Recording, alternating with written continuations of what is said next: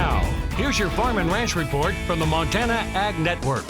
And good morning, friends. It's time for your Farm and Ranch news. Well, on Sunday, President Trump announced a trade agreement in principle between the United States and Japan that he says will help keep exports of U.S. red meat, wheat, and of course other U.S. agricultural commodities flowing into that very large and crucial market for U.S. farmers and ranchers. Sunday night, I talked with Fred Wacker, the president of the Montana Stock Growers Association out of Miles City, about the importance of these export markets like Japan. Let me tell you, these foreign markets take excess product from us.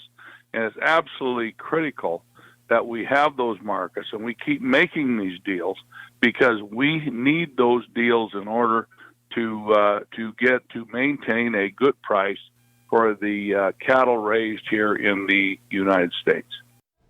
And to put it into better perspective, last year alone, Japanese consumers purchased over $2 billion worth of U.S. beef, basically accounting for roughly 1/4 of overall U.S. beef exports. And the new trade agreement in principle also helps protect U.S. wheat exports that represent about 50% of the sophisticated and demanding Japanese wheat market, with the average annual sales there of about 3 million metric tons, currently worth about $700 million per year. So yes, my friends, the Japanese market is a very important one for U.S. farmers and ranchers, including those of us right here in Montana and Wyoming. Stay with us. We'll have more ag news right after this.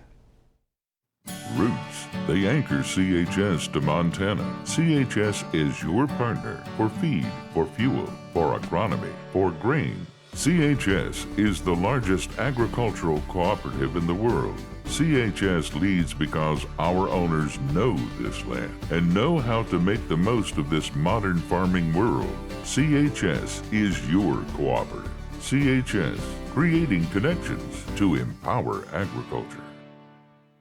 Am I ever a lucky tire? My days are always filled with adventure. In the mountains, getting dirty, up early, and home late. I'm a Cooper, so I can get through the most rugged terrain with the peace of mind my owner needs. But if anything ever does happen, I always know Tire-Rama will take care of me. Right now, you can save up to $145 on a new set of qualifying Cooper tires, including the Discoverer AT3, STT Pro, and ST Max. Offer ends August 31st. Visit your neighborhood Tire-Rama or TireRama.com for details. Well, a federal court says the 2015 Waters of the U.S. Rule, or WOTUS, is unlawful under that Clean Water Act because of its vast expansion of jurisdiction over waters and land traditionally within the state's regulatory authority.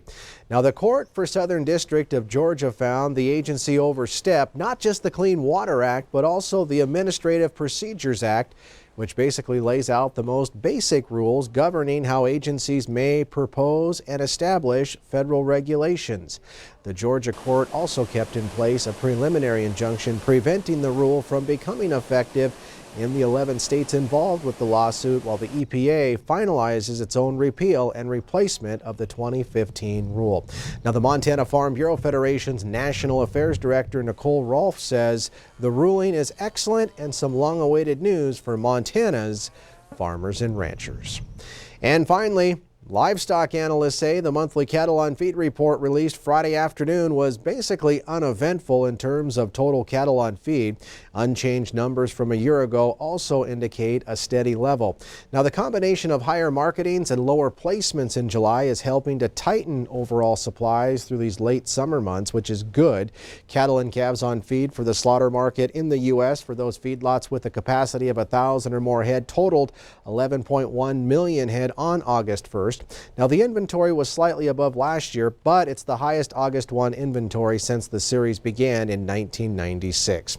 This is the highest August 1 inventory, as I mentioned, on record. Now, placements in feedlots during July totaled 1.71 million head, 2% below last year, while marketings of fed cattle during July totaled 2 million head, or 7% more than just a year ago. Well, that's going to do it from the Ag Desk. Have a great day.